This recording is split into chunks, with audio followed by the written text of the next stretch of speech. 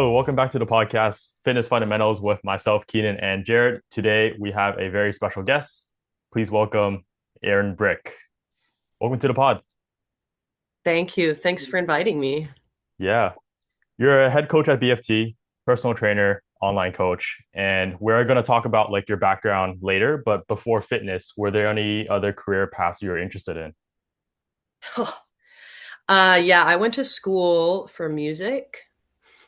I went to a jazz school, but I studied music business. I had a minor in tech as well, and I wasn't sure exactly where I was going to go with that, but artist management, tour management, that sort of thing Mm. was was kind of the end game there. And now here we are, a bit different, but still in some ways there's a lot of managing involved. So, Yeah, Right. I mean, like Did you you have a background in like theater or like music, singing. What got you into that in the first place? I sing. I sang my whole life. I did all different types of choirs and performances, theater stuff, solo stuff. It was the only thing there he is. The only thing I felt I cared enough about to pursue, to be honest. Um, and I knew somebody I knew a friend from high school who went to a really good music school. And I don't know, it was just kind of inspiring to know that you could do that. Like when you tell people you went to music school, they say, they say, "Oh, so you want to be a music teacher?" Absolutely not. That's the last thing I would want to do. I would never want to be a music teacher. You tell people you go to music school, and that's the kind of number one assumption. Um, but when I went to music school, being surrounded by the people that were there who are all incredibly talented musicians was like kind of a little bit of imposter syndrome. And also, I didn't know that performance was where I was going to go with that. So I took the business route, and there are different levels to it, but I felt that performance is still always an option. You still have opportunities to do what you love in that realm as a hobby. So I said, just because I'm not doing that doesn't mean I never will. do you still sing from time to time now? Mostly in the car. Yeah. Yeah. Mostly in the car, rarely in the shower, sometimes in my house. I'm always afraid. I share this wall with a family, and they have an infant baby who I think sleeps right there. So I'm I always see. afraid I'm going to make too much Yeah. noise. Now let's talk about how you got into the fitness industry. So, what got you into fitness personally before like personal training and group fitness and all that? I didn't go to a gym in my high school years, and I don't know. I feel like not a lot of maybe it's just me. Like we didn't have a weightlifting setup in the school that I went to. I went to a somewhat smaller school. I played sports. I understand that there was a weightlifting room with like, a couple sets of dumbbells and a bench. I don't know that anyone was really using it to its full potential, but I never did any of that. I played team sports. I went to college, which was a music school, which allegedly had a gym. Same thing. Two treadmills, some dumbbells. We didn't have any team sports. It's a music school. We don't have teams or athletes. And the types of people that go to music school are not the types of people that go to schools that are state schools that have teams that have stuff like that. Um, so nobody at our school needed a gym, but I also went to school in Boston, which meant if you wanted a gym, you were in a big city, you had the opportunity. Um, Without the structure of a team, I didn't exercise much anymore. You live in a city, you do a lot of walking. I didn't do deliberate exercise outside of that. And my roommate decided to go to a gym and dragged me with her. So she's the reason that I went to a gym for the first time, which was when I was like 18. Um, she always liked to work out with a partner. Like she wanted me there. She wanted a buddy because she's intimidated by the space of the gym and she doesn't know what she's doing. And I don't know what I'm doing, but at least when you have two people together, Yeah. It's less intimidating, right? So it lowers that intimidation factor. She would just find a bunch of stuff on YouTube, on Instagram, and we would try to copy it and do it in the gym. Oftentimes we were working out in like an empty classroom space that just had smaller dumbbells versus being out on the gym floor. Like a lot of people, when they start their gym journey, this is their experience as well. They don't know what they're doing. They're intimidated by the space. They think that everyone there is judging them when that's not what's happening at all. But we practiced and we got better. And I started to write workouts for us to do at the gym. No So way. I started writing them, and she kind of was always like, what are we doing today? Like today, I want to work on legs, or today, I want to work on upper body. Today, let's just do some cardio. So I was writing workouts without writing programs, just based on what we learned on the internet, right? Um, Kind of like in the era of, I feel like the 2010, 2012 era. Well, when I started seeing it was when everyone was on like bodybuilding.com, Mm. like Oh, finding their workouts and what they should be doing. Um, right. so I started writing the workouts, and eventually she just like trusted me to do that. So it was just us. We tried our best to be consistent. We were not consistent a lot of the time. We weren't building upon anything. We were just doing random moves in the gym. Fast forward a little bit to when I finished school and I'm deciding whether or not I'm going to stay in Boston. But I was like working two jobs. It was very hard to afford to live there. I said I have to move back home. So I went back to Connecticut and I opened the NASM textbook Mm. because I said training is a job that I can do anywhere in the world. So why don't I do something where I can have free access to a gym, um, learn about something that I enjoy, and potentially be able to. My goal eventually was to move to either New York or LA and pursue a career in music with training as sort of a backup. Mm. And so that was 2017 when I opened that textbook. I got a job at a gym as soon as I moved home. I was there until 2021 when I moved to California and went online with everything. Mm. So what was that like when you first started working in the field? And did you feel like you had a good level of understanding, or was there some mess-ups along the way? Like, how did you feel just getting into the industry? Yeah, I started working at this gym very near my hometown. And I felt that a lot of the trainers that I worked with there were very good and competent trainers.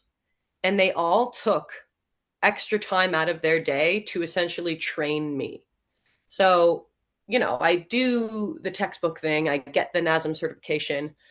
The majority of work experience comes from being on the floor, right? And so you start to they give you people to train, and you see your successes or you see your failures, or you help people enough that they're signing up for another contract, or people don't get along with you enough to decide to stay on. Like, obviously when I first started, I wasn't like an amazing trainer, but the people that I worked with were extraordinarily helpful, and they put me through deliberate training sessions. Like, I would have sessions with them just out of the kindness of their hearts. They wanted me to do well, and they were all like, barely any older than me too, but just people with more experience than me trained me to be more comfortable. There was two clubs at the time, and the lead trainer from the other club moved away and went online with her business, and actually is a really big fitness trainer in the online space.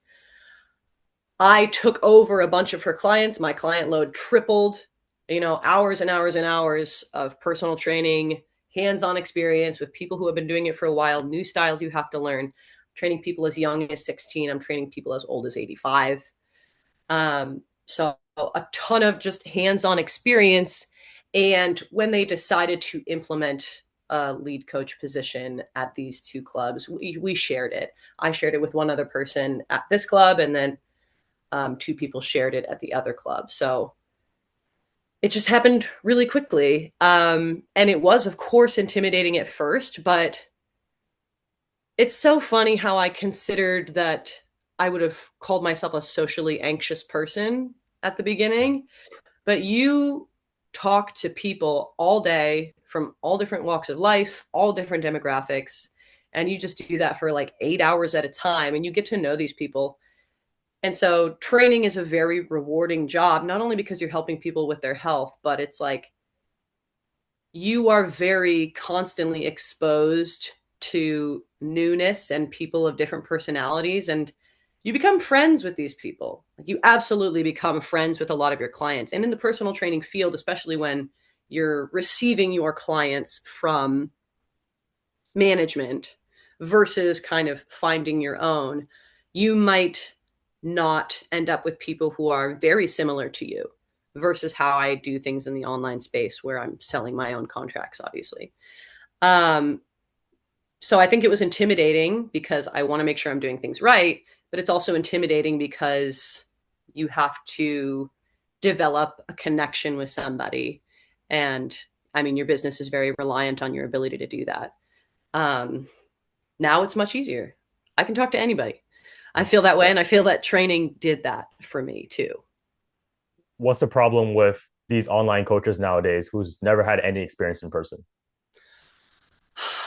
I mean, it's so hard to, if you've never trained somebody in person, understand what you're seeing in terms of movement, inefficiencies, mobility, pain that a client might be describing, and developing a connection. Not my understanding with what I do with online coaching is that not a lot of people are even quite as hands on with their clients as I am. I couldn't have more than 20 clients online because I have live meetings with these people every week and they're texting me all the time. It's very hands on. So having a lot less clientele means I'm able to be more present with them and help them more specifically versus online trainers who might have 30 or 40 who have a more template based approach, or worst case scenario, like just use AI to spit some stuff out. Um, if you don't have the ability to develop a relationship with these people, they might not get past the biggest hurdles that exercise presents, which is, the intimidation factor, whether or not you're performing correctly, and your ability to stay consistent is hugely determined not by the program that you're on, but by your mindset. And if you are not able to find that, somebody might be an online client who has 12 weeks with you, and then when that 12 weeks is up, they don't work out, or they lose track of things after 6 weeks, right? Being able to be a lot more hands-on is what keeps people accountable and keeps people in the gym. So online training can present a problem in itself if people aren't ready to develop that level of consistency and that mindset needed to say, it's not failure. I can take some time off. I can come back to it, to be consistent. Some people, it requires a great deal of self accountability to be able to work with an online coach as well. But I think that can be easier than in-person training, because in-person training can have you developing a reliance on the person you're scheduled to work out with as well. So with these coaches that don't do in-person training, I just think they're going to hugely miss out on the person to person, the relationship building aspect that is often required for people to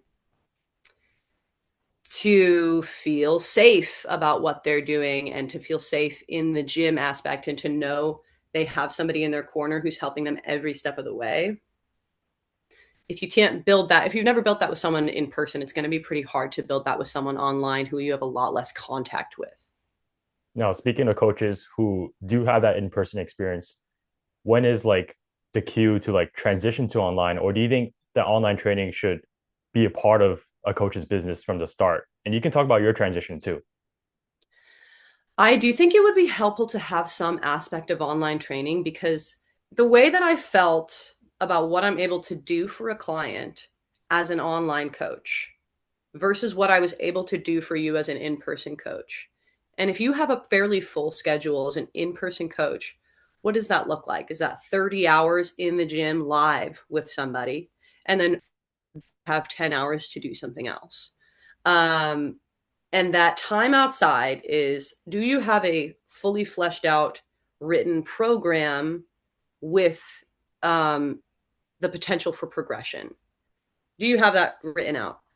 Are you helping these people with nutrition, or did they come to you to see you in the gym with a goal of fat loss? They should work out 4 times a week. They're only meeting you once. And what time do you spend on nutrition outside of that? So it's very hard to come to a client in person and be like, okay, I have the hour from 7 to 8 a.m. to train you, to describe how you're going to progress this program on your own throughout this week, and to check in on how you've been doing your nutrition. You know, give me your report and let me tell you how we're going to adjust that. And I have 1 hour with you to do that, right? And for a lot of people, taking an hour out of their day is hard enough. If you can combine in-person training and online training, this is where I'm delivering a check-in email every week. You're responding to it with certain metrics and observational details. I get to respond to that in a live meeting where I take the time out to explain the progressions of your program and what we're going to do with nutrition. Where are your roadblocks? What are you missing? Auditing your food diary. If you're not doing that with your clients, which I find it very hard to do if you're in-person personal training, unless you bake that into the price, that outside of this hour, there's a lot of work that I'm doing for you. Now I have to charge you a lot more, which makes it a lot less accessible for a lot of people, right? So the ability to combine it will do a lot more for clients, especially if, which many people come to the gym expecting, if their goals are physique change related. Right? It's kind of, if your goal is to change your body in some way, to lose fat, to gain muscle, your nutrition has to look a certain way. So A, your coach has to know about those things, and B, you have to be reporting on it. We have to be auditing it every week the same way that we're auditing your workouts. Or else, how are you going to make progress? I mean, you could trust yourself to just be like, oh, I'll just eat less. Some people do that and it works. A lot of people don't. So, as an online coach, what is your biggest tip of advice for other online coaches to keep their clients accountable? Starting with a smaller client load so that you can do as much as you can for a client and see how that is received so that you can improve upon it in the future is important. The thing, and I heard, I think Keenan said this in a clip that I saw you guys post from the podcast recently. The best program is the program that your client will do, right? How do I keep why are they not being held accountable themselves? Is it because I need to be reaching out more, or is it because the program is not within their means to do? This is why it's very difficult to, not just very difficult, like we shouldn't do it, is delivering meal plans, specific meal plans. Okay, well, what happens when we're done training and you don't like that food anymore? Do you know how to adjust meal composition or make changes in a way that's still going to fit your goals? Right? There's no accountability in delivering you a meal plan. Sure, you have to cook the food and eat it. But it's about what happens when I'm gone, you know? So you have to build their perception of their own self-efficacy in order for them to maintain that level of accountability. Like, the work that I'm going to have you do is for you to hit they're not my goals, right? They're your goals. So we have to figure out what you're actually going to do. You can't write somebody a program for 5 days in the gym if they can only get in for 2, right? That's one of the easiest things, right? If somebody tells you that they hate Bulgarian split squats and you write it into their program and they want to skip it, or any part of their workout makes them upset, change it. Change it. Right. If they always, even if my clients have been doing a very similar program for the last 16 weeks, are you bored? Are you having fun? Do you feel good when you leave the gym? Are there any moves that you're totally sick of? And they'll come back and say, well, yeah, I actually really don't want to do this specific type of lunge anymore. Okay, we'll change it out, right? Or I can only suggest so many high protein foods. If you don't want to eat Greek yogurt, I'm going to have to figure out something else for you, right? I can't be like, well, all of this would be solved if you could eat Greek yogurt. Well, they don't want to do that. You Mhm. can't make somebody do something that they're not capable of or that they don't want to do. So again, the best program is the program that your client is going to actually do. And you have to find the line between what they want and what they need, Yep. right? We spoke a little bit of AI earlier. What's your problem with AI? It's going to destroy the world. Mhm. That's my problem with AI. My problem with AI is moral and ethical. Um, it is trained on humans' work and will cut out the human in many ways. And while spitting out an AI program, I've never tried it. I've actually had a number of clients come to me who have used AI for X, Y, and Z and asked me what I think of it. And I give my opinion. I've seen an AI program, it's not the worst thing in the world. But when you come to me and say, what could I do to improve this? Okay, well, I have ideas for you based on the fact that we've trained together and I know about your history. I know what's going to be better for you in X, Y, and Z space here. And I think, in my opinion, as a professional, which matters, that if you did it a little bit more along this style, that it would be better for you. So there's always ways to introduce more nuance to a program than AI might give you. It's not like AI is not dumb. That's not the point. It's not spitting out a program that sucks. But if you have AI write you a program the same way you have AI write you a meal plan, why are you going to do it? what Why are you going to do it? If you're advanced in the training space and you just want something that you can adapt on your own and you understand how to do that and you understand how to eat for your goals, maybe AI can help you.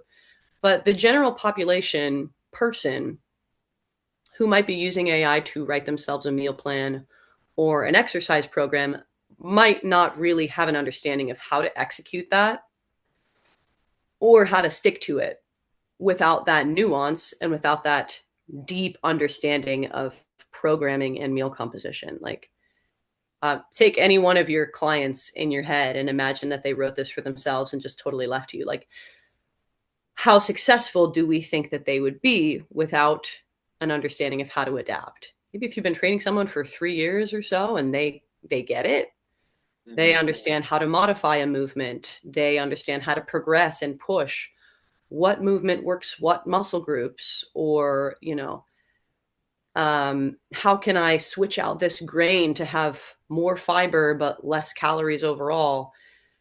If people have that advanced understanding of those things, sure, they'll be successful, but the vast majority of people don't. That's why we have a job. Second, AI is never going to replace, ever in a million years could replace human connection, and personal training and group training Hmm. is about the person, it's about the coach. Do you think that's one reason why group fitness is becoming so popular nowadays? Yeah, absolutely. I mean, for two reasons.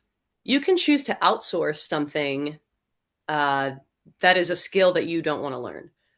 Um, Not everybody is going to take the time to build a true understanding of fitness, movement, programming, meal composition. So they're going to outsource it. They're going to do a meal kit delivery service, or they might go to a gym where a trainer will handle their workouts for them, right? So you could do personal training, but if you want that to be all of your training, you're going to pay what? $2,000, $3,000 a month A to lot of money. personal train, right? Or you could do one session a week and pay maybe $500, and the trainer writes you other things to do on your own. Okay, my workouts are taken care of. Now I just have to execute on my own. Or again, these tiers are based on your preference. It's based on what's convenient, and it's definitely based on cost. You can do group fitness for a lot cheaper than you can do personal training. But if the general population doesn't understand the difference and nuance with progressive programming or how to get to their goals, this is where I sometimes have a problem with group fitness and how it's not really going to serve you as an individual, but we got to do what we can. And that's why, as all of us are group trainers, you have to see the group for what it is, but Mhm. each individual person that's attending a class they're all also individual people with their own goals. So, does their goal require some modification that you can help them and deliver to them? And of course, that's why there's a great mix of people who are both group instructors and personal trainers. And then going back to online training, what's a client that you're most proud of? Oh, I couldn't possibly choose. I've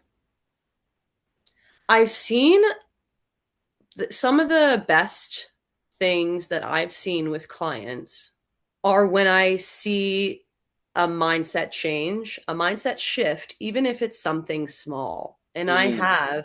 I mean, I've trained plenty of men, but when it comes to your own training space, you are going to find that the people who train with you are people that see themselves in you, people who are going to be very similar to you or have experienced a similar journey. And so when I get clients from online or from referrals, and they have seen my experience growing and changing within the fitness space, or coming from a place where where you were raised in diet culture and you have a hard time feeling comfortable eating a lot of food or how to eat or what to eat, and chronically underfueling or being afraid of certain things, when they see that I have done that and done something different, they see themselves in me.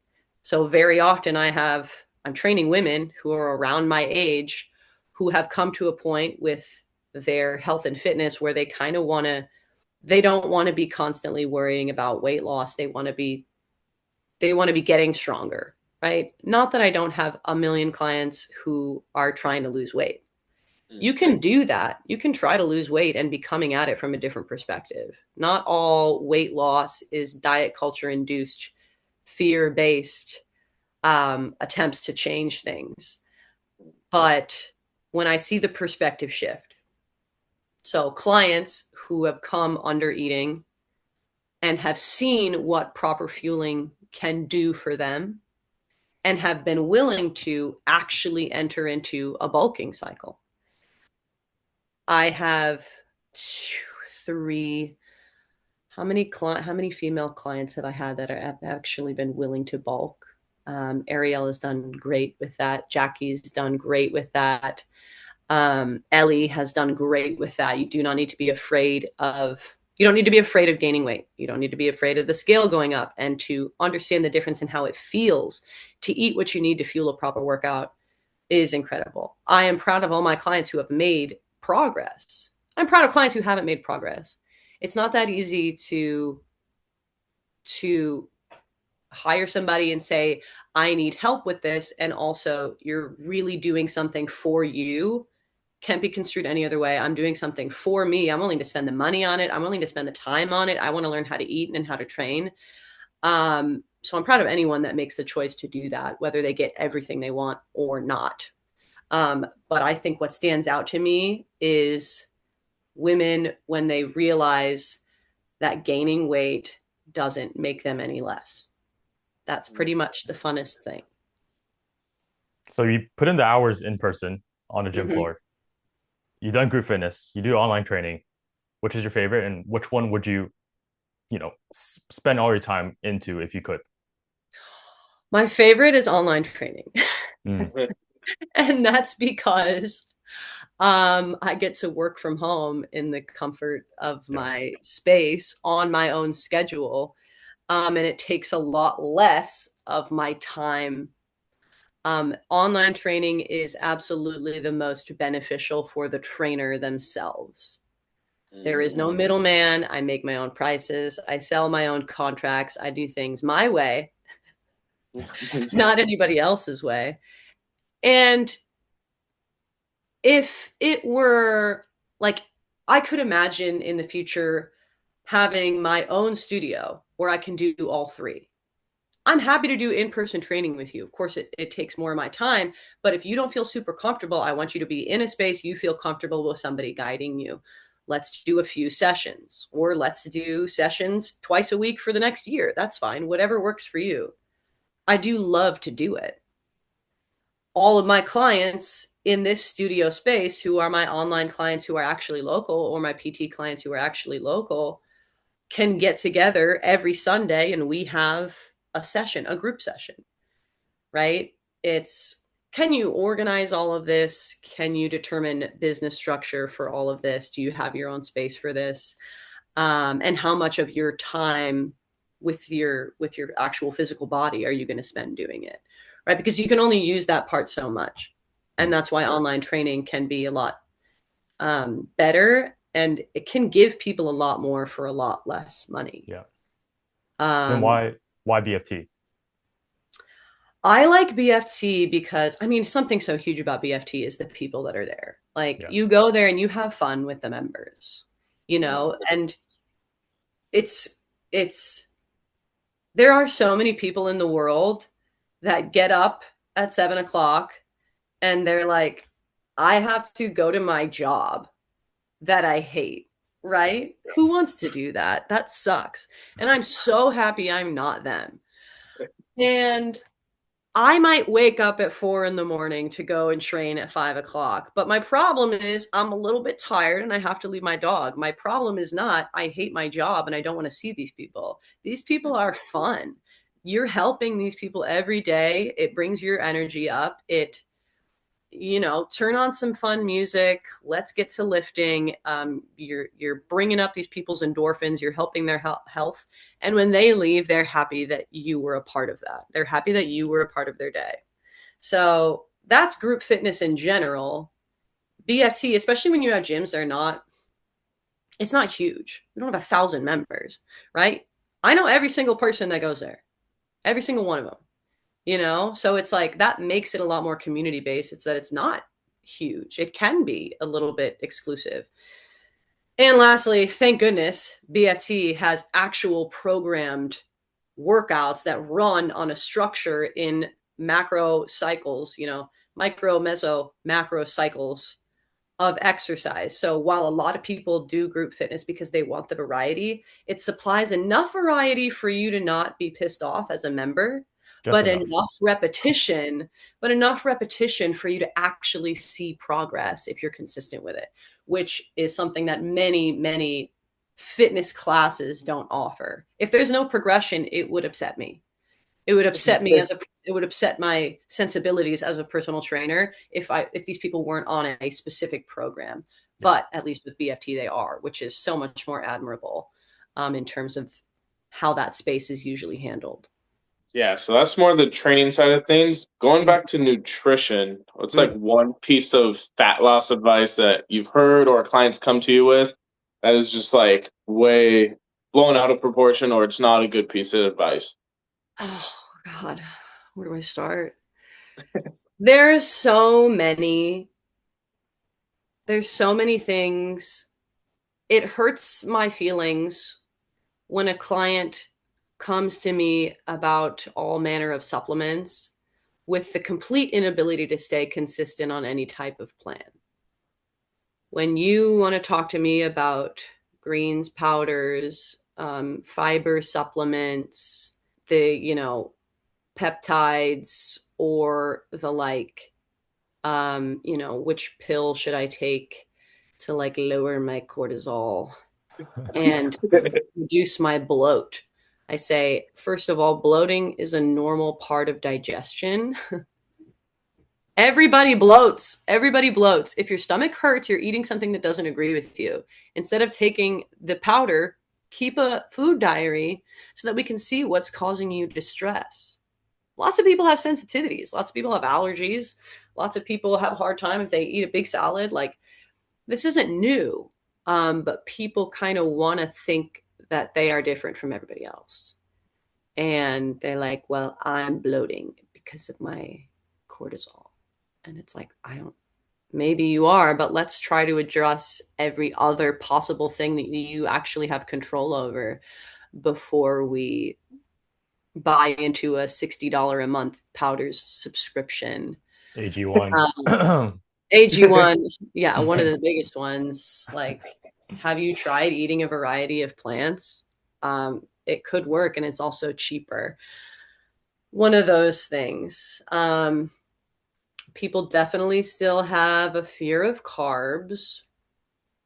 It makes me sad emotionally when people say they won't do a protein supplement because they think it's giving them acne. I don't know. There's just some random things where people are like, "Oh, I don't do whey protein because it hurts my stomach." Okay, maybe it does, but like if you're not going to take a supplement, like I need you to try to hit your target with whole foods. Like it's actually not impossible if we just experiment a little and switch this here and change that there. But people kind of hear one thing and they just decide that they agree with it. You should not eat red meat because it's bad for you. Who said that? That's not true. Red meat's actually very good for you and has a lot of nutrients. The Right. chronic failure of the American diet is not that we eat too much red meat, it's that we don't eat enough of a variety of whole foods. This is the fiber problem. This is the protein problem. You eat a lot of processed foods, you don't feel good, you don't have a lot of energy. And people like to take one thing and demonize it, which we see all over with it happened with red meat, then it happened with dairy, and then it happened with seed oils, and it happens with things that are sugar free, non-nutritive sweeteners. It's let me just demonize this one thing, and it's like, oh, gluten. Gluten. You are not all gluten intolerant. You're not. Yeah. Stop thinking that you are. Vaccines, all of it. Um, so when something is demonized, it's like people will hear one thing and they'll just like believe it, without really having anything to back it up. And I've fallen victim to this before. I don't know if you have. I have avoided dairy before. I have had a period of time where I avoided dairy. I had a period of time where I was strictly pescatarian because I thought that eating meat was bad for you. Um, Lots of us have these, or like I'm going to use honey instead of a sugar-free syrup because it's better for you. Oh, it's not. It's just sugar. Sure, like it's naturally derived, but I mean, so is raw sugar. Like, so I think we've all had those, and being able to think critically about those things is important. And also, if a professional is coming to you and telling you it's not something you need to be afraid of, then maybe trust him. I don't know. The internet tells you a lot of things. Can't I believe think it that's all. I think that's one of the problems of social media. There's too many sides. Too many. Well, it's shock value. How do I get people to click? How do I get people to watch? How do I get people to buy something? And fear is a very strong motivator. Right. Unfortunately, I could, and it's the same, like you have to sell something that people want. If I tell you that all of these things are going to fix your hormones and make you skinny, I suppose you're going to buy into it if that's something that you really, really want. But I could tell you that eating healthy and exercising will fix you hormones and make you skinny, Hmm. but that requires work, Right. right? That's not really convenient for us, is it? Is training intensity overrated for fat loss? Yeah, absolutely. Absolutely. I mean, we've seen it for how many times have you seen that firsthand? Calories in, calories out is never going to be beat. It can be challenged in some circumstances, but it is never going to be beat. And anyone who has tried to outtrain their diet has known this is unsuccessful. Anyone who has tried to outtrain their diet has known this is unsuccessful, especially if you're a woman. We have a little bit more fat mass. Our bodies are generally smaller. Our metabolisms don't run as fast because of those two singular things. And you can work out 7 days a week and not lose any weight. I could lose 10 pounds in the next 2 weeks without working out at all. I can show you. It's proven. It can be proven. But people still think, again, people think that they are different. People think that they're different. You cannot outtrain your diet. It's not even to suggest that your diet is poor. I once had a client a long time ago who was like, well, I don't understand. Like, I'm eating all organic. Well, what's that got to do with anything? What's that got to do with anything? Who told you that eating organic was going to make you lose weight? Um, And that might seem obvious to a lot of people, but other things are not. Other things are not. And what feels obvious to us as trainers is actually a strongly held belief in other people that they believe the exact opposite. And you have to change that. You have to change that. You have to change your mind before you can change what you're doing. So, as far as your approach to nutrition, is it more macro based? Is it more habits? Is it some kind of hybrid? How do you approach nutrition?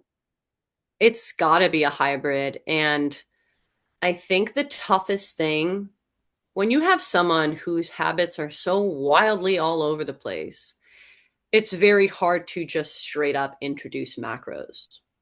Instead of introducing the numbers, you kind of have to introduce the concept first. Let's imagine that I have a client who works some type of office job, and they work more than their 40 hours, right? It's that type of person that never really signs off.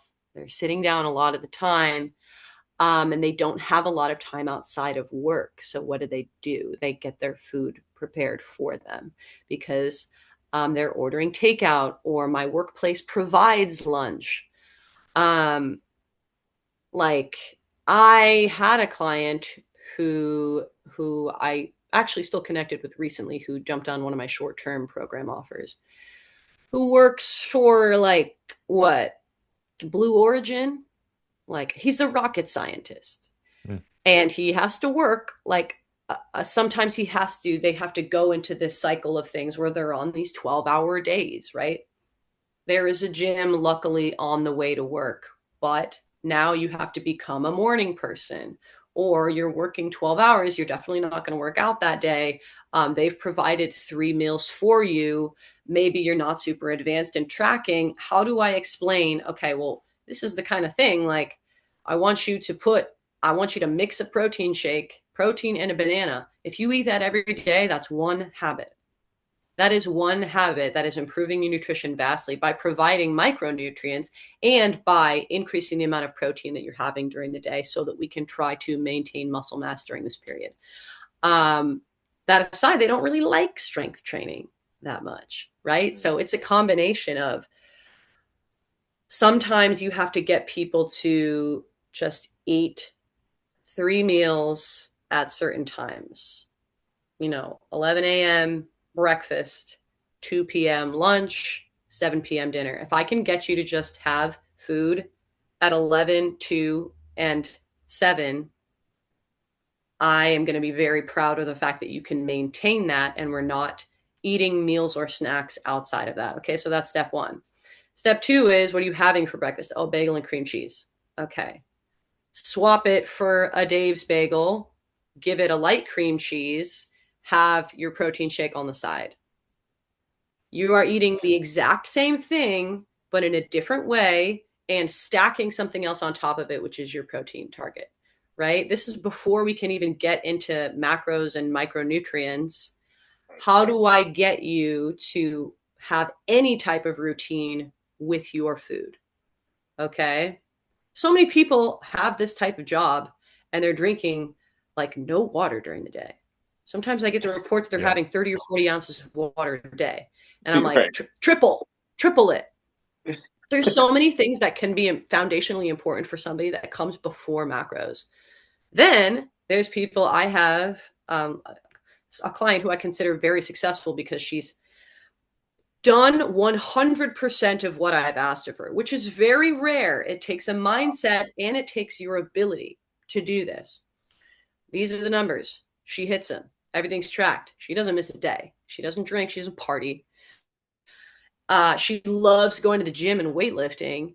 And she's a nurse, which means she'll work a 12-hour shift and then she's off for the next 3 days.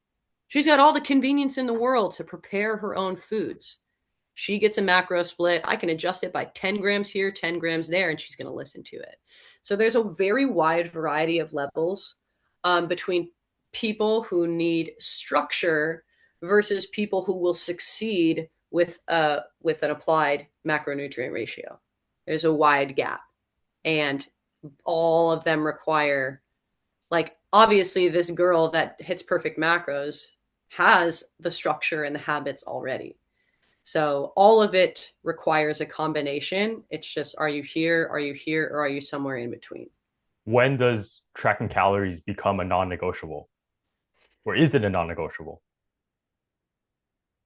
It's not a non-negotiable, but I'm just gonna be very honest with people who want to change the appearance of their body. Because we also, like with fitness on social media, you see how much is sensationalized and how much, plus the transformations that people have to deal with now with all of the GLP-1 advertisements. The These changes do not happen quickly. They don't happen quickly, but unfortunately, progress is a great motivator. I've heard so many times about people who have, like, it's been 4 weeks and they've lost 2 pounds. Why have I only seen 2 pounds lost? I don't look any different. I don't feel any different. That's a half a pound a week. How fast do you think it's going to go? Right. How fast do you think it's going to go? Right. So when it comes to calorie tracking, unfortunately, because it takes a long time, a lot of people just get very discouraged to the point where tracking is just another burden. There are people on, this is the hardest thing, is when a person comes to you and they want to lose weight, but then they tell you that tracking calories is like kind of triggering for them mentally. It's like, well, we cannot track, but we're also not going to lose weight. Not because we're not tracking, but because if this is your mindset around understanding what you're eating, we're in a very dangerous place. It's like, oh, I can't look at my bank accounts, but I really want to save money. Well, I mean, how are we going to know what to change if we don't have any data or any information? So, not like I get a lot of those, but I have heard many times that the that tracking is triggering. If the tracking is triggering, I'm not going to help you lose weight. That's not where you're at. It's just not where you're at. But there are people, when you come to me and you tell me, I want to feel confident in the gym, I want to get stronger, I want to make sure my form is good, maybe I'll gain muscle. As long as you're not looking for a physical difference that you don't want to, like, of course, you're probably going to see some change no matter what. But if you tell me that that's your goal and I don't have to change the way that your body looks, by all means, don't calorie track. I'd like some verbal cues as to what's going on. But you don't have to track if your goal is not to change your body. When should people look towards GLP-1s? Or should they look towards GLP-1s ever? I'm not against GLP-1s. I just think what we expected to happen with a weight loss medication is happening. And there are people who won't attempt any other type of intervention, but will jump to GLP-1s first. This is the challenge, because oftentimes you're not really meant to come off of GLP-1s. So what happens when you don't have an appetite suppressant anymore, but you haven't attempted any other type of intervention that requires you to change the way that you eat or regular exercise at all? How does your body respond? And these are the people, this is where the studies come from, where people lose a bunch of weight and they lose a bunch of muscle mass in the process and bone mass. It's because you're not eating the right way, you're not exercising. It's not a direct result of the medication, in a sense. Um, Primarily developed initially for what, diabetics. Again, under the supervision of a doctor with a prescribed intervention plan. I don't see the harm in it. Okay, suppress your appetite a little bit. Like what I don't know that there's a lot of people say that they don't know that there's a lot of long-term side effects. I mean, we'll see, but those from what we've seen, that's not really the cause for concern at this point. Lots of people are like, "Oh, you're like, bad things are going to happen to you in the future." Well, I guess we'll see. The people that are taking them without it being prescribed by a doctor, their goal is to lose weight, right? I don't think they care about anything else that's going to happen aside from losing weight. I think that what they want is to lose the weight. And if they have a way to get that, that is comes in material form, there is something that's very encouraging about that for people. I have this pill in my hand or I have this syringe and this is going to give me what I want. It's not bad to want to be thin. Um, it's bad if it's being thin above all else. And the desire to be thin, I just hate it when I'm talking to women who are 50, 60, 70 years old and they've been talking about losing weight their whole life. You know, the desire to be thin can do just as much damage, mentally.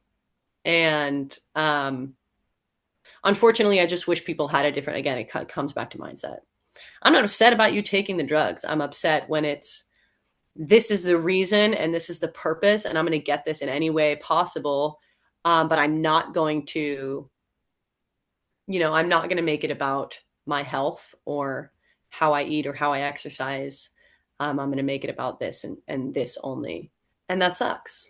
I don't want to see people. It sucks that as people in the fitness industry, we know how much regular exercise and good nutrition can improve your life physically and mentally, and having structure in your life surrounding these things and building the feeling of self-confidence that you can control this and you can do this for yourself. And it is so mentally freeing to be able to have committed to that and to feel good about that. I don't always want to train. I do it anyway. Not all the time. Sometimes I take a week off here and there. But it's something that I'm always going to do because I know how important it is and I know how good it makes me feel and I know how much I've accomplished. All of a sudden you wake up and you've been training for 10 years. Like that's a really exceptional feeling, and it gives you a lot of trust in yourself. And sometimes the issue with this, the GLP-1s and the thin above everything and the being skinny comes from a place of self-doubt and self-hatred even. And it's like at the end of the day, I want you to be happy and I want you to be healthy. I want you to have both. And being healthy can sometimes make you happy. And being happy can sometimes make you healthy. But if you're unhappy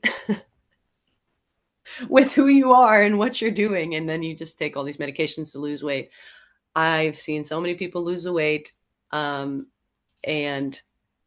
they're still not happy. And there's always more weight to be lost, So always comes back to mindset and how do we shift that in people.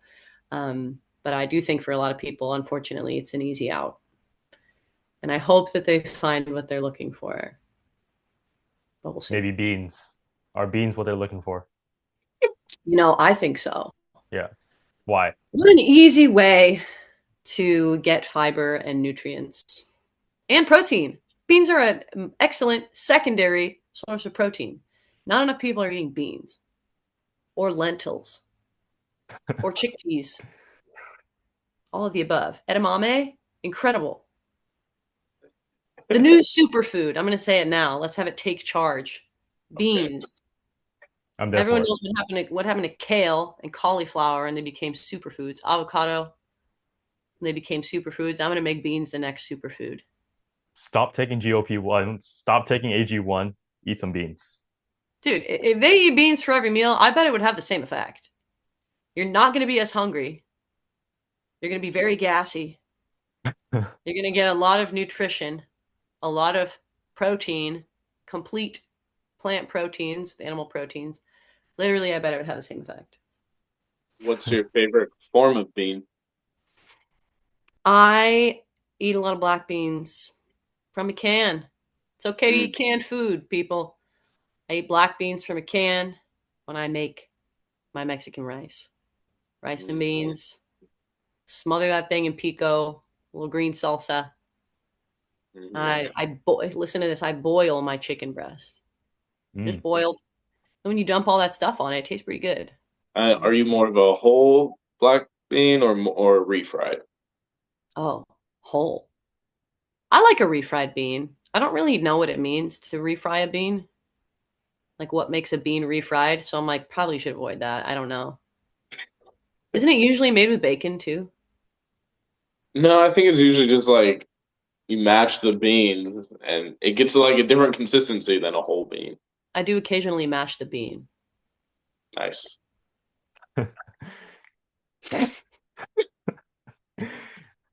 All right, switching gears. Can you use Worth a save. can you use protein as energy? You posted about this before. I want you to speak on it a little bit. You could, but not really. Carbs are your body's first and primary source of fuel. Um, I don't remember all the terms. I don't think the general population needs to know them, but fats are another source of fuel. And this isn't just in terms of exercise. Of course, fuel is used in exercise, but fuel is used in everything that you do. Every time I move my hands like this when I'm speaking, I'm using fuel in my body. Protein is, I mean, all of your foods are going to be broken down into carbs, fats, and proteins. Then they're broken down into your body, in your body for certain uses, right? If you have absolutely nothing left, you can use protein as a fuel source. And this is like if you're starving to death. Like, yeah, if I have nothing to use, like I can use protein. Protein can be used for this. Um, but it's very rarely in the average person's life that you would be so depleted your body would use protein as an energy source. So Right. don't eat a protein bar before you go into your workout. I mean, you can. I do it all the time, but it's definitely not going to make you feel like, yay, I'm super excited and I have a lot of energy for this. That's what a So, banana is for. so your stance is to prioritize other food groups before protein to use for energy. Absolutely. But the average person does not need to worry about this type of thing. Maybe an endurance athlete needs to worry about this type of thing. Everyone else just eat some vegetables, please. And Fruits, beans. beans, Mm. seeds, all of the above. Like most people don't have to worry about what they're using as fuel. Most people have to worry about eating whole foods regularly. Switching gears from nutrition, let's go into training. Give me your top three glute exercises to build that shelf. Hip thrust first and foremost, Mm. always. If I can only pick three, Only three. I'm gonna go with an RDL second. What form? Dumbbell, barbell? I kind of prefer to do them with dumbbells, but that's just because of the way it feels. I don't think it's a requirement. That being said, you have to choose a weight that is challenging. Sometimes the bar can be easier to hold. I'm a big fan of lifting straps, although I haven't pulled them out of my gym bag in like a year. Again, so that the majority of effort is happening around the hip extension and contraction and not just making your forearms tired, right? We don't want our arms to be our limiting factor. So I'll have to say my second is an RDL. First is a hip thrust, great short position exercise, very safe, very easy to lift super heavy weight, and is very heavily reliant on glutes more than anything else. A little bit harder to go super heavy with RDLs because of the effort required from your back because of where the load is. Third, if I couldn't do anything else, I would be doing cable abductions Mm. because you got to have that like lateral or 45-degree extension outward. So we have those other planes of motion in there. Those are my top three. Those are my top three. Squats, they should be there somewhere. They absolutely should, but I was only allowed to pick three. So, and you got to do a single leg exercise every time because it's good for you. So, Erin, how do you program for glutes? For someone who I saw something on Instagram, you're like, no girls come to you wanting a smaller ass. No, they don't. How do you program for it? What are your frequency, intensity, and volume look like? Hmm. I think if you want to grow your glutes, You have to be hitting glutes at least twice a week. 3 times a week is also great. 4 times a week, we start getting into the balance of effort versus recovery. If a client is a beginner and isn't super well versed in training, their effort could be not quite as intense as someone who is advanced, in which case, more volume on the muscle group, I don't see it as a bad thing. But getting beyond 3 times a week, you have to be really specific with how you want to do things. Obviously, the question is, if I'm training glutes twice, are those 2 full leg days? Generally, I would say, yeah. If you're training it 3 times, we're going to start to break some things up again with your effort versus recovery. I also saw a recent video that Keenan had put on the same thing, right? What is the difference between splitting up that volume through the week versus doing it all on the same day? Well, the most energy you have when you first come into the gym, that's it. That's what's there. So you want to spend that doing what's most important. I am going to pick those major movements and we're going to start with those. I've run into some cases when I know a person will go lower intensity where maybe you can have the hip thrust, squat, and deadlift on the same day. But if people are using barbells and they're lifting heavy for all of these movements, that's a little bit crazy. They're all very big compound movements that require a lot of effort and intensity. So if I'm doing 3 days for a woman whose main goal is to grow glutes, on day 1, your main move is a hip thrust. On day 2, your main move is an RDL. On day 3, your main move is a squat. What happens beyond that is dependent on how much you're eating, your ability to recover. They might not all be leg days, or maybe one is very a full leg day, one is a half leg day, and day 3 might be only very high effort, heavy squats, right? I'm hitting it with enough frequency to stimulate the muscle, but I'm not exhausting the muscle so much that I can't recover, because muscle building happens during recovery, right? So I might program it that way. I've done a few. If someone's going to train 3 days a week, it is much more likely that I'm going to schedule them as full body days unless people tell me that they have to do 2 days in a row. So this is where that nuance comes in. I'm always going to go to the gym Saturday, Sunday because I have very little time during the week. Okay, here's what I'm going to do for you.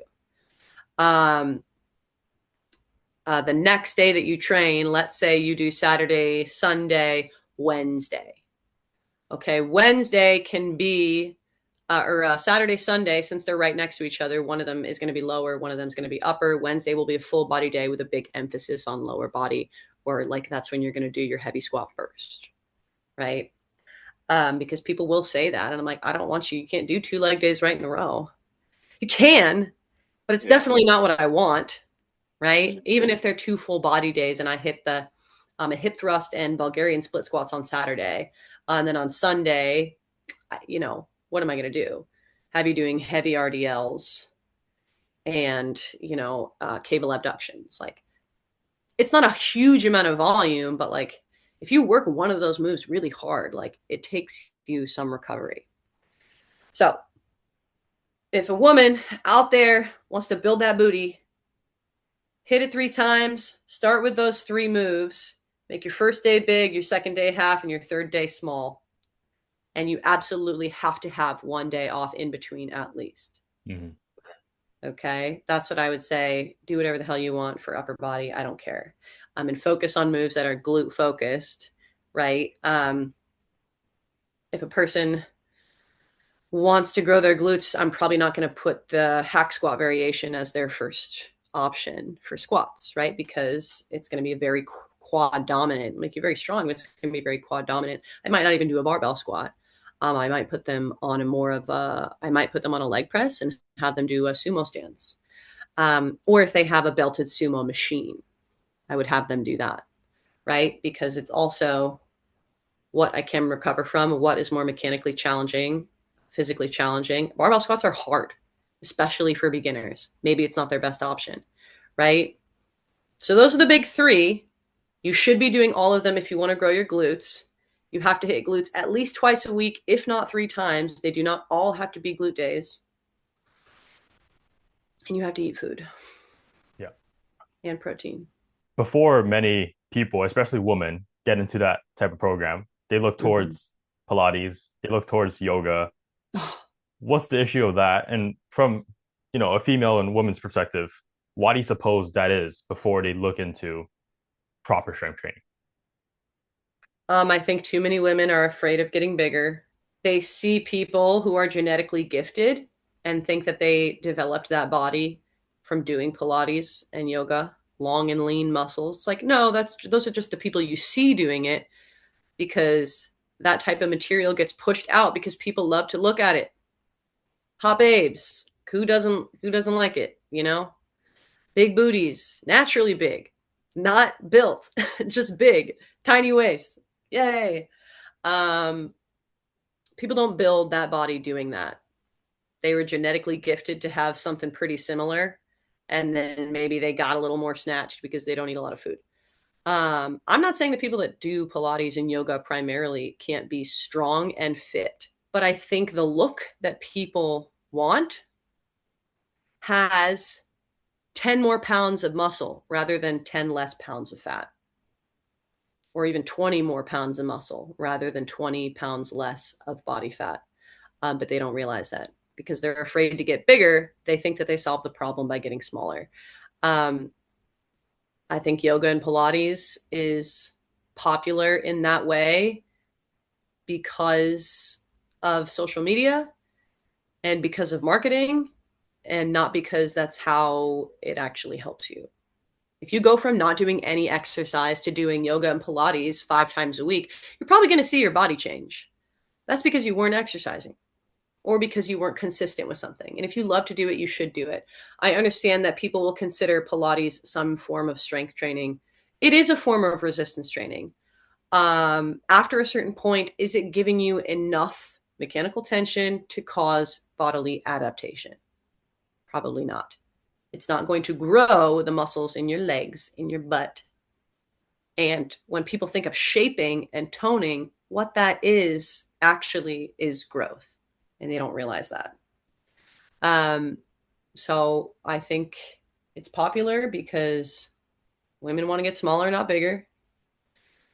Um, and a lot of people still think that the way your body looks is primarily driven by exercise when it's not. It's also driven by nutrition massively, and it's also driven by genetics. So how do you take a client who's specifically looking for toning and maybe they went Pilates route, yoga route? How do you break that barrier down and encourage them to do more strength-based training? Mm-hmm. You have to give them what they want. First of all, if that's their attitude and they're approaching me, they already have it in their mind that they are willing to strength train. If anyone thinks they're going to come to me and not strength train, they don't think that. They just don't think that because that's not what I advertise. That's not what's out there. A mixture of exercise can always be good, but I don't think a person would approach me thinking that they're not going to strength train. So the seed is there. Second part is give them what they want. Okay, I do yoga on Monday, Pilates on Tuesday, I run on Wednesday, I take Thursday off, I do Pilates on Friday, and I could run again on Saturday or not, and then I take Sunday off. Okay, so on Saturday, you're gonna go to the gym. What are you trying to look like? And they're like, I'm trying to look hot and toned with a big booty and a tiny waist. Okay, so you're gonna do hip thrusts and like lat pull downs and then leave. Boom. Like, that's fine. Because they're going to leave the gym. They're going to look in the mirror and they're going to be like, ooh, she's looking perky. And they're going to wear a tank top. And they're going to be like, ooh, look at that back there. Right? You give them what they want. And when they see the progress and they like the results, you can be like, what if you threw in a little chest press? What if you did that? Because you tell a lady, it makes your boobs perky. And they go, oh, yeah, I could do that. I could throw in a little chest press. Right? Give them what they want. And then one day they're going to wake up and they're going to be like, I actually feel really strong. Boom. It's done. You've done it. You got him hooked. Now they like strength training. Now they want to go twice. Okay. And then eventually What 2 years down the line, they say they want a bigger butt. Now we have a full leg day in there. Now they don't run. Well, you could run, whatever. You run at the end of your workout. Run at the end of your upper body day. Do some cardio. It's good for your health.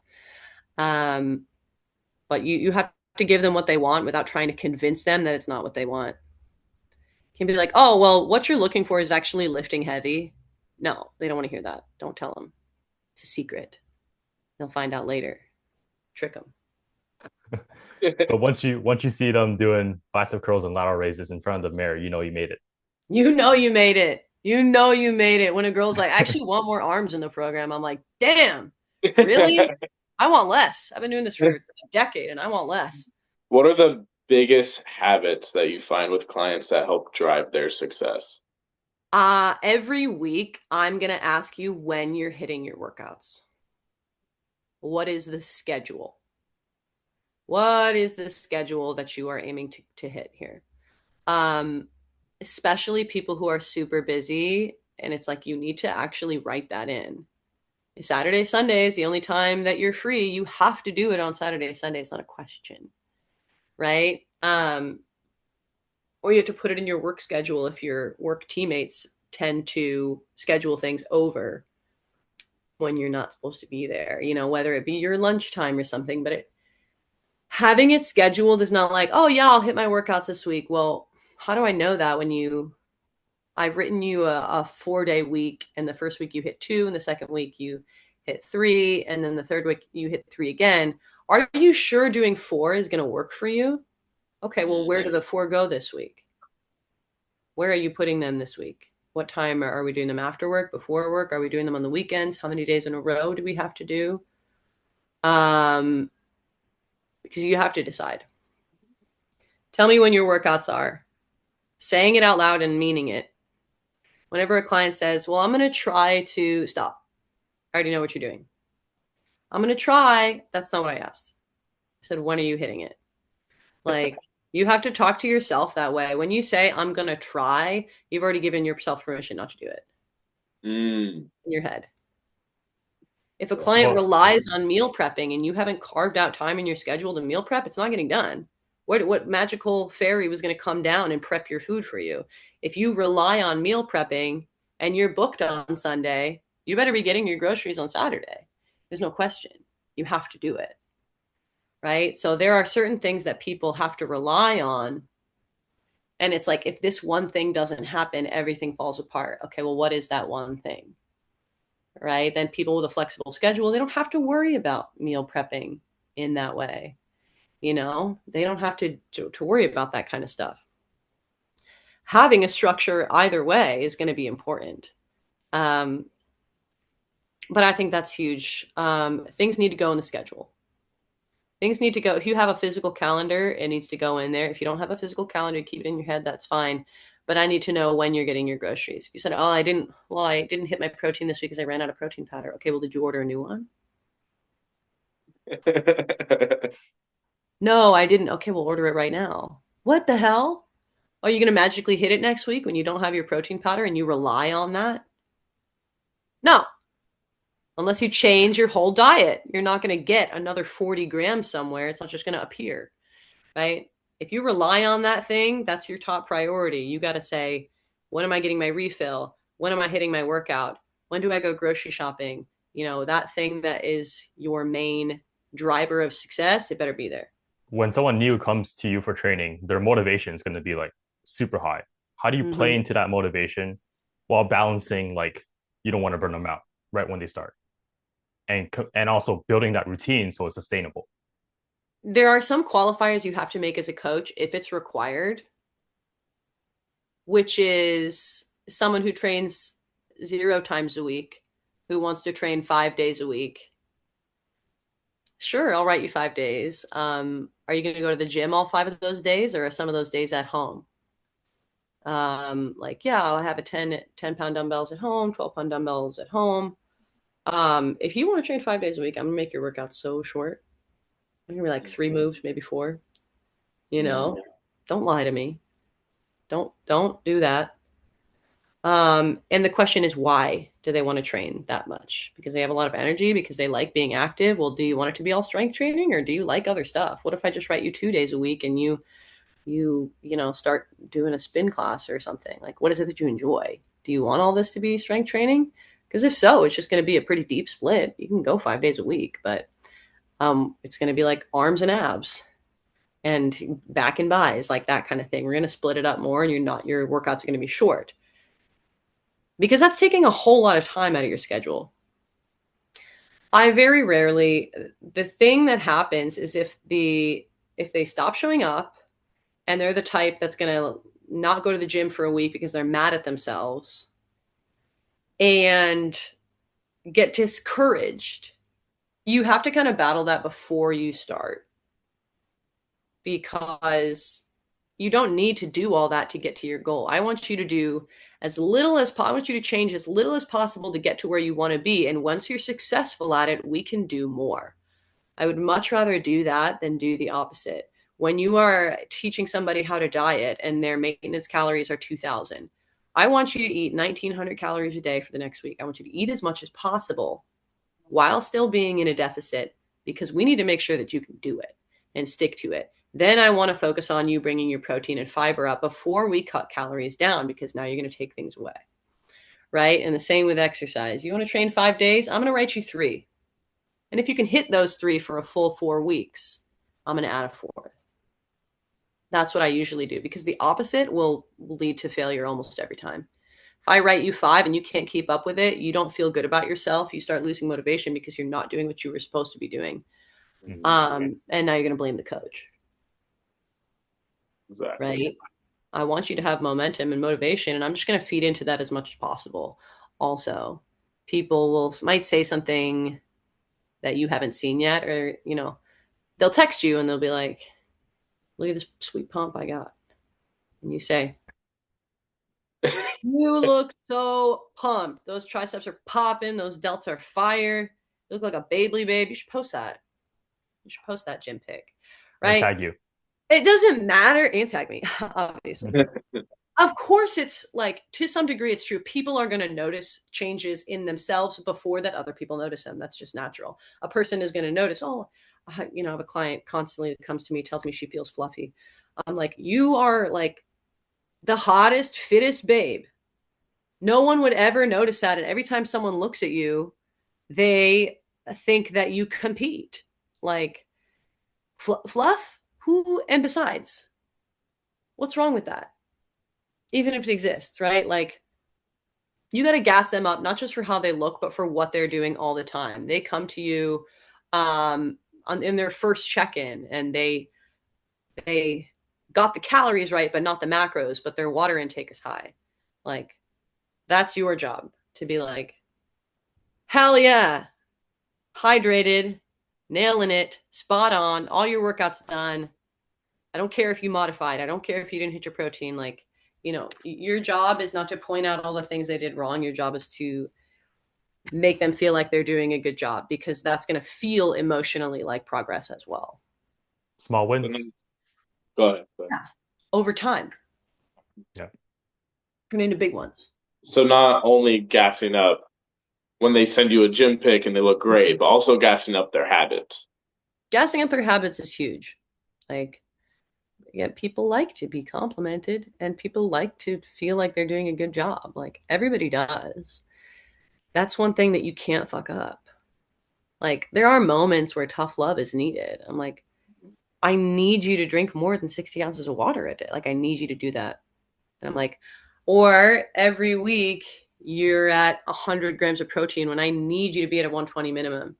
You're like, you've heard me say this, and I'm not going to say it every single week, because like, I need there to be a change, but know that for your best results, I need you to be right here, and you're right here. Okay. I'm going to say this the mean way once. Okay. It's up to you now. Like, I can only tell you more protein, more protein, more protein so many times. Like, if it's not going to work, it's not going to work. Like, there needs to be a change. Let's talk about what we can change, which we've done before. Now I need it to be real. All right, we're going to start wrapping up here in a second. One of the last questions we have for you. Who outside of BFT would you recommend that we have on this podcast? Oh, see, this was a horrible question. This is the only question that I thought about the whole week where I was like, I don't know anyone outside of BFT at this point. They don't have to be in San Diego. It could be, I don't know, a different trainer that you worked with you in Boston. Genuinely, I never worked with any trainers in Boston. Um, I don't even think that any of my coworkers from the gym in Connecticut train anymore. Or you can recommend someone in BFT. How about that? If you want to talk about a similar perspective, Angela would be a great choice because she has her hand in many different places. And I think there's something to learn about working with a lot of people who are not in your demographic, which Angela does a lot of. She has a lot of training clients, you know, who are much older, and like there's a certain level of like emotional capacity that you have to train people in that way. And then what does Stretch Lab offer that is Mhm. different? You Yeah. know, what is different about having regular clients in this capacity, and what does that do for them? How do we integrate that? I think that's a good, and she is a very well-rounded training program that she does as well. Like I know that she tries to run as well as doing weightlifting, as well as doing that mobility work, and just like the perspective of having a well-rounded recipe like that. I don't know Pearl super well at this point, but she also recently made a post in a similar vein. Like her primary certifications were in yoga first, and then she went into training, group training, personal training, and how to integrate that. Some people need a lot more strength work, and some people need a lot more mobility work. And how do we integrate that and really get the whole picture? Right. I like people that are doing things that are well rounded in that way, and including cardio fitness too. You know, so people that have their hand in different. Pearl has her hand in yoga. Angela has her hand in mobility. Like Enrique has his hand in MMA stuff. Um, how do different training regimens offer a different perspective, and kind of what kind of people would be able to speak to that? Well, thank you so much for being on the podcast. Where can people find you if they want to learn more? People can find me on Instagram at, I just changed it, brickfit underscore SD.